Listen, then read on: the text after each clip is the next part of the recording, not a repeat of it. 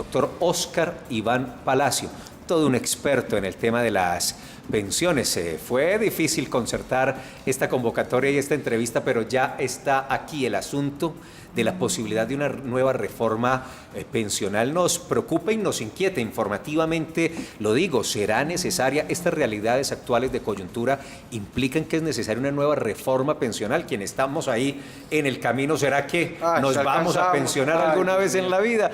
¿En cuántos años y cuántas semanas nos tocará trabajar? Doctor Palacio, bienvenido, buenos días. La primera pregunta es esa, ¿es necesaria una reforma pensional o no? Felipe, a ti, a todos los compañeros de la mesa, qué grato compartir con ustedes. Siempre los veo desde la pantalla en Bogotá, pero hoy estamos acá compartiendo. Qué bueno, gracias. Y la verdad, sí es necesaria una reforma pensional y antes una reforma laboral, pero no para lo que piensa usted, ni Guillermo, que ha sido un protestante toda la vida a favor de los pobres, no para aumentar semanas, no para aumentar edad, no para aumentar, para quitar base IBL, o sea, la liquidación de la cotización, no para aumentar cotizaciones. Algún día habrá que hacerlo, más pronto que temprano. Yo diría que la próxima reforma pensional hay que hacerla para incluir más colombianos, porque el problema de las pensiones en Colombia es la exclusión. Hoy hay 2.200.000 pensionados, pero hay 4 millones de personas en edad pensional, o sea, mujeres de 57 años en adelante o de 60 años en adelante, que no tienen ni tendrán pensión. El problema pensional no es la famosa bomba estructural financiera, el problema es la exclusión. Y si usted, Guillermo, está pensionado, esté tranquilo, siempre el Estado colombiano le honrará la pensión. ¿Sabe por qué? Porque por uno pensionado hay 3 colombianos en su edad que jamás verán una pensión. Y en 30 años, no son cifras mías, yo las mido contra la misma NIF, Desarrollo, el Ministerio de Hacienda. En el 2050, cuando seremos 60 millones de colombianos, soy muy optimista, 15 millones tendrán más de 60 años y solo 2 millones de pensionados. ¿Y por qué me da tanto susto de que no hayan tantos pensionados como debe hacer? Porque es que uno pensionado, sin pensión, pobre y viejo, sí es un desastre social. Mire, muchos expertos inclusive han manifestado, abogado, que se debe liquidar o desaparecer Colpensiones, y eso sí lo preocupa a uno más, porque es la entidad que le garantizaría a uno la pensión, al menos pues es el sueño de todos. ¿Qué decir frente a esto, abogado? Es un atrevimiento social muy legítimo por parte de ANIF, pero en un país, en una sociedad que si algo ha querido ese inseguro social, y no nos digamos mentiras, Colpensiones es el antiguo Seguro Social fundado en 1946, que empezó en el 67 con pensiones, renovado. El Estado nunca puede ser ajeno a los desequilibrios sociales y el envejecimiento de la población, la pobreza y la exclusión pensional es un tema que el Estado no puede abandonar, y menos abandonarlos a los agentes financieros de mercados.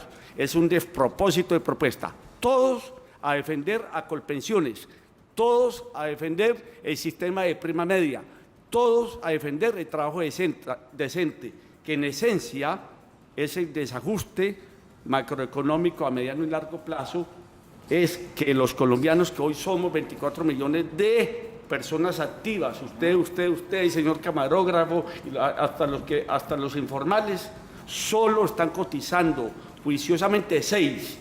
El 25% de los trabajadores, cuando en España es el 90%. Esa es la tragedia de fondo, porque el sistema pensional hay que medirlo como una alcancía para 100, donde solo están echando 20. Sí, señor. Hoy hay un escándalo nacional porque se dice que del presupuesto nacional, pues casi que el 40% es para atender pensiones, pero se les olvida una cosa. Lo acaba de decir Óscar Iván, en el 1967, cuando se creó el régimen de invalidez, vejez y muerto, el seguro de invalidez, vejez y muerto, o sea, el sistema pensional, porque antes existía el seguro, pero únicamente en salud, no en pensiones, ni en riesgos profesionales. Entonces, en el 1967 el esquema era tripartito, Es decir, tenía que contribuir el Estado, tenía que contribuir el patrono y tenía que contribuir el trabajador. El Estado nunca cotizó, nunca. Entonces ahora está pagando lo que no cotizó. Los platos. Y la otra verdad, la otra realidad es que las platas que recogía la Tesorería General de la Nación, como que cotizaba todo el mundo al Seguro Social, esa plata iba directamente a la Tesorería General de la Nación, que expedía unos bonos de tesorería, unos títulos de tesorería, y en algún momento esos títulos de tesorería se tuvieron que redimir y el Estado no tenía con qué pagarlo. ¿Sabe con qué le pagó al Seguro Social? Pues le pagó con el Banco Popular desvalorizado y con el Banco Central Hipotecario desvalorizado. Parte del pago. Entonces la plata se acabó de esos fondos. ¿Y qué tuvo que hacer el Estado colombiano? Acudir al presupuesto nacional. O sea, hoy en día, lo que acaba de decir Oscar Iván, estoy totalmente de acuerdo con el enfoque filosófico que le está dando, es que hay que defender a Colpensiones, porque lo otro sería caer de donde Chile ya viene regresando, y es en los fondos privados. Ese modelo que se copió de Chile, ya Chile lo está abandonando. A Chile no le ha dado muy buenos resultados, claro, con eso Chile hizo mucha infraestructura, pero de verdad los fondos privados no favorecen sino al sistema financiero nacional, al pobre trabajador que se pensiona con fondos privados. Le dicen cada rato su pensión este mes bajó un poquito porque la plata suya no dio los rendimientos que se esperaban, no sino que le preguntan a la gente que ya está pensionada por esos fondos. Seguramente nos van a protestar los fondos y van a decir que nosotros estamos equivocados, pero no, consulten la realidad de las personas ya pensionadas por los fondos. Puede haber una mixtura. No estoy de todo contra los fondos privados. Hoy manejan 75.000 millones de dólares. Tienen el 75% de los cotizantes más jóvenes, pero la verdad, cuando los fondos maduren va a ser lo mismo. El Estado tiene que subsidiar. Los fondos hoy en día tienen 4 millones de Pedro Pérez, que ganan un mínimo. Entonces, en los fondos, para usted pensionarse, Felipe, a los 62 años, necesita 180 millones de pesos. O 200 si es mujer, o 220 si tiene un niño discapacitado esa mujer.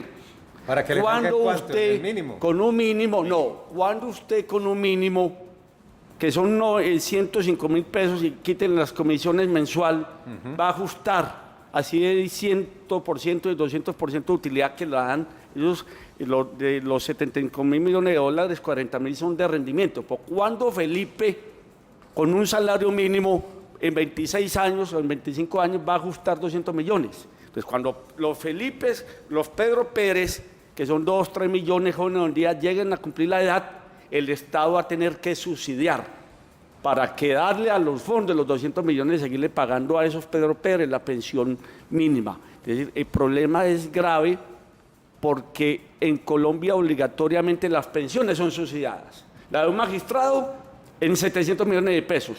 La de un señor de mínimo en 80 millones de pesos, la de 5 salarios mínimos en 300 millones de pesos. Hay que empezar a cotizar y a buscar opciones alternativas para un drama que tenemos hoy, que quiero decírselo a todos los televidentes. Hoy, con o sin reforma pensional, con o sin bomba pensional, hay 3 millones de colombianos que no tendrán nunca una pensión y que se limitan entre la pobreza y la indigencia. Ustedes o nosotros en las calles ya no vemos niños pidiendo en los buses o durmiendo en la calle, vemos viejos indigentes. Claro.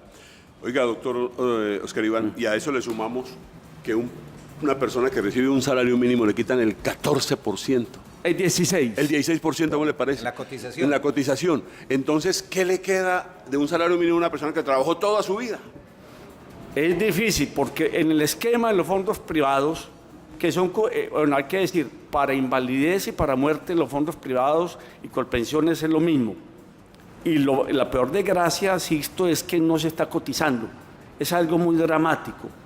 No, lo traigo con dolor, pero debo decirlo como lección para los televidentes. Anoche han registrado ustedes un terrible accidente acá en el occidente de Antioquia. 14 fallecidos, 10 campesinos.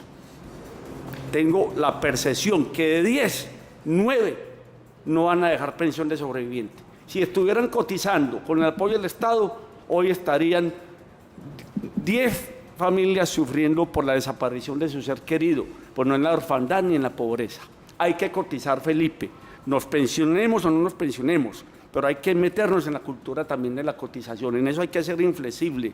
No todo informal es pobre, no toda persona que vende dulces en la calle o vende empanadas es pobre, no todo trabajador en un taller es pobre el empleador para pagar. Tiene que volverse una política de Estado, un asentamiento cultural de que los colombianos coticemos para la seguridad social, porque es que el ahorro intergeneracional.